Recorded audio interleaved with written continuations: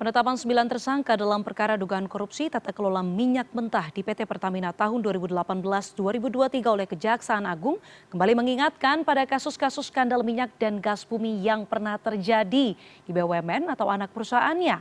Namun belakangan Pertamina berjanji kooperatif atas kasus ini dan menjamin Pertamax yang dibeli masyarakat ini bukan oplosan. Lalu bagaimana redaksi CNN Indonesia melihat kasus yang merugikan negara hingga 193,7 triliun rupiah ini? Kita akan membahasnya dengan Wakil Pemimpin Redaksi CNN Indonesia, Revolusi Riza. Selamat malam Mas Revo. Selamat malam Diana. Mas Revo, kita tahu betul bahwa minyak atau BBM itu adalah kebutuhan dasar masyarakat.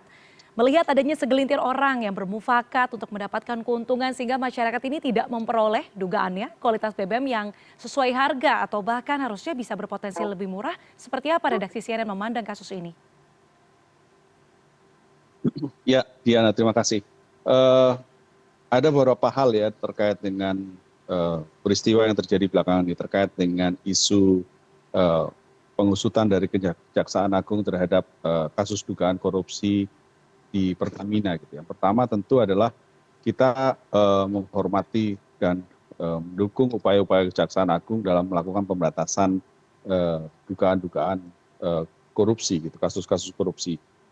Dan tentu kita semua seperti yang tadi disampaikan oleh VP Pertamina di paket sebelum kita berdialog ini adalah bahwa asas praduga tak bersalah tentu juga harus dikedepankan.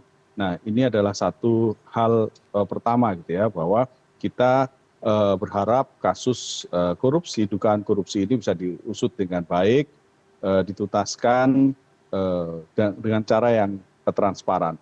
Kedua, terkait dengan dugaan kasus korupsi yang ada di tubuh Pertamina ini kan kemudian muncul turunan isu terkait dengan apakah BBM yang selama ini dikonsumsi dibeli oleh masyarakat itu kualitasnya tidak sebagus seperti yang diharapkan gitu ya. Bahwa isu yang beredar selama ini masyarakat membeli BBM RON 92 dengan kualitas RON 90. Pertamina sendiri sudah menjamin bahwa BBM yang beredar kualitasnya tetap sesuai dengan kualitas yang selama ini digaungkan gitu ya. Dan tentu ini yang kita harapkan semua bahwa kualitas BBM yang dibeli oleh masyarakat tentu sesuai dengan yang digariskan itu. Karena kita tahu bahwa selama ini juga uji kelayakan harus terus dijalankan sehingga jangan sampai kemudian masyarakat itu dirugikan. Hal lain tentu kita berharap bahwa dengan adanya pengusutan kasus korupsi di tubuh Pertamina ini jangan sampai kemudian menggoyang pasokan BBM atau distribusi BBM ke masyarakat. Karena kita tahu Pertamina merupakan ujung tombak dari distribusi BBM ke masyarakat. Memang ada operator-operator lain gitu ya, operator-operator swasta, akan tapi kita tahu bahwa yang menjadi ujung tombak distribusi ke seluruh penjuru negeri itu adalah Pertamina dalam hal ini. Kalau misalkan kita bicara distribusi BBM adalah Pertamina Patra Niaga. Dan tentu kita berharap jangan sampai pasokan atau distribusi BBM ini terganggu karena adanya kasus korupsi, dugaan korupsi yang sekarang tengah diusut oleh Kejaksaan Agung. Apalagi mengingat bahwa kita saat ini sudah memasuki bulan Ramadan dan sebentar lagi sudah memasuki libur Lebaran, artinya pergerakan orang dengan adanya tradisi mudik itu akan semakin tinggi. Dan jangan sampai kemudian kasus ini kemudian mengganggu proses distribusi sehingga masyarakat kemudian dirugikan.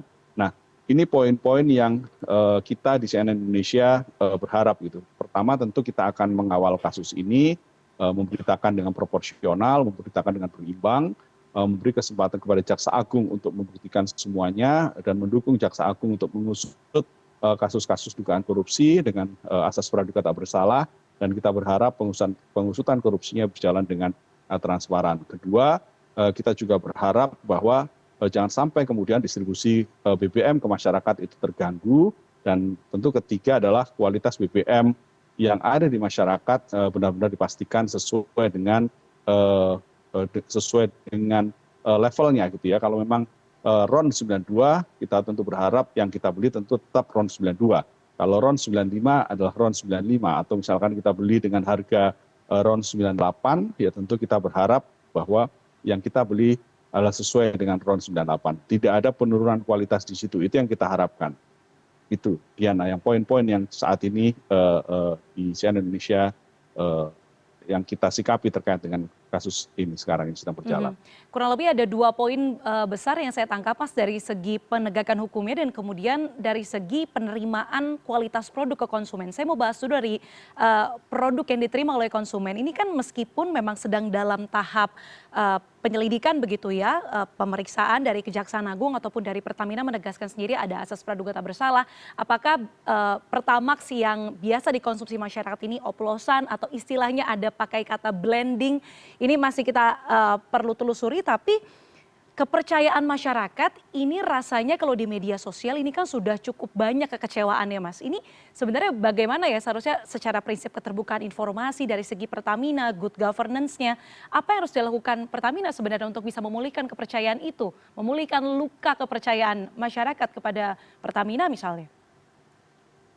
Iya, Diana, memang kalau kita lihat runtutannya gitu ya, beberapa waktu yang lalu itu kan sempat juga heboh terkait dengan ketika masyarakat membeli Pertamax, kemudian ada keluhan-keluhan fuel pumpnya berkerak gitu ya. Itu isu yang berkembang di media sosial maupun kemudian juga muncul di media arus utama sekitar 3 minggu yang lalu gitu ya, 1 bulan yang lalu, ya, beberapa pekan yang lalu muncul, dan tidak berapa lama kemudian ada isu ada pengungkapan kasus dari Kejaksaan Agung terkait dugaan kasus korupsi di Pertamina Patraniaga, dan ini terkait dengan dari yang istilahnya adalah blending dari membeli RON 90 kemudian dijual dengan harga RON 92. Ini kan isu yang bergulir ke masyarakat, bergulir, dan yang kita harapkan tentu adalah sebenarnya kan ada mekanisme pengecekan yang dilakukan secara rutin ya di setiap SPBU itu kan. Uji materinya itu ada banyak, tidak hanya terkait dengan tera, terkait dengan ukuran, tapi juga kualitas BBM-nya. Nah, beberapa hari terakhir di kita pun juga muncul beberapa hal pengecekan langsung ke lapangan. Nah, tentu yang kita harapkan adalah kalau memang bagaimana kemudian Pertamina bisa memulihkan kepercayaan publik, kan ini sekarang yang paling penting ya, dan yang kita harapkan tentu ini bisa terjadi gitu, kepercayaan publik bisa kembali pulih. Nah, caranya pulih tentu adalah menjawab menurunnya kepercayaan publik ini dengan kualitas yang ada. Bagaimana pembuktian kualitasnya? Tentu dengan cara menggelar secara rutin dan dibuka secara transparan setiap kali ada pengecekan kualitas BBM yang ada di SPBU. Karena ini yang apa ya? BBM ini kan isu salah satu hal yang secara rutin dan jadi salah satu pokok gitu ya yang dibutuhkan oleh masyarakat dalam melakukan pergerakan itu transportasinya gitu ya, sehingga ya jangan sampai memang kita tidak berharap kepercayaan masyarakat kepada Pertamina ini turun, karena bagaimanapun ini adalah perusahaan yang menopang distribusi BBM ke seluruh penjuru negara gitu, sampai ke pelosok-pelosok. Ini kan selama ini yang ditanggung oleh Pertamina. Nah, cara memulihkannya tentu adalah bagaimana Pertamina kemudian menjawab bahwa BBM yang beredar di pasaran itu sesuai dengan speknya. Nah, dengan cara ya kalau perlu memang harus secara rutin terus-menerus menggelar uji kualitas, dan uji kualitasnya dilakukan secara transparan dan ditunjukkan kepada publik sehingga publik akhirnya benar-benar bisa kembali pulih kepercayaan kepada Pertamina. Ya. Berarti menjawab keraguan itu dengan keterbukaan informasi dan mungkin membuktikan bahwa yang berada di masyarakat itu memang sesuai dengan kualitas begitu ya Mas ya. Oke, dari segi kualitas produk mungkin tadi Mas Revo juga menyoroti soal segi penegakan hukumnya begitu ya. Nah ini kan kalau kita kilas balik begitu ya Mas beberapa tahun terakhir, entah itu pembubaran Petral karena praktik mafia migas, kemudian kita ingat ada Papa minta saham yang menyeret kasus ataupun menyeret tokoh besar di industri minyak hingga kasus ini begitu. Nah ini kalau bicara soal pemberantasan mafia migas, apakah memang masih jauh Mas dari kata berhasil? Eh, Ya, kuncinya sebenarnya ada di penegakan hukum. Kalau hukum itu bisa ditegakkan dengan baik dan kemudian hukum itu juga tidak pandang bulu gitu ya.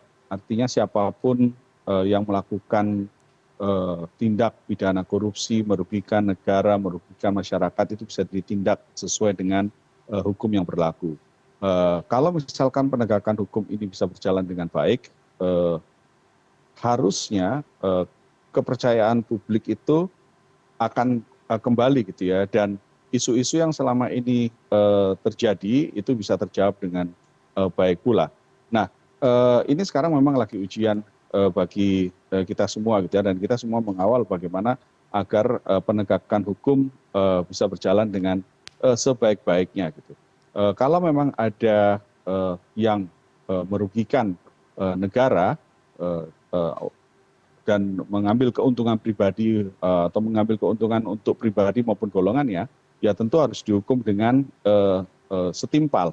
Nah ini yang kita harapkan yang sekarang berlangsung di Kejaksaan Agung, Diana. Apa yang terjadi masa lalu mungkin itu menjadi catatan, tapi yang pasti kalau memang sekarang ini adalah pengusutan hukumnya sedang berjalan, dan kita tahu pengusutan penyidikan ini sudah berlangsung sejak beberapa bulan terakhir gitu ya, selama sejak tahun 2024 sampai kemudian beberapa waktu yang lalu Kejaksaan Agung merilis adanya beberapa tersangka terkait dengan dugaan kasus korupsi. Nah, yang kita harapkan tentu adalah penegakan hukumnya ke depan itu bisa dilakukan secara baik dan transparan kepada publik. Kalau memang salah ya dihukum bersalah, kalau memang benar tentu harus dipulihkan, harus dilepas dan dipulihkan nama baiknya. Itu yang tentu yang kita harapkan sekarang, Diana. Justru mungkin langkah penegakan hukum ini menjadi pintu untuk bisa mungkin menangkap mafia-mafia lainnya di industri ini begitu ya Mas Revo. Dan tentu ketika memang penegakan hukumnya tegas, keterbukaan informasinya ada, tentu kepercayaan masyarakat juga perlahan akan pulih kepada BUMN termasuk salah satu adalah Pertamina, salah satu lewat kasus ini. Terima kasih Wakil Pemimpin Redaksi CNN Indonesia Revolusi Riza untuk waktunya pada malam hari ini Mas Revo.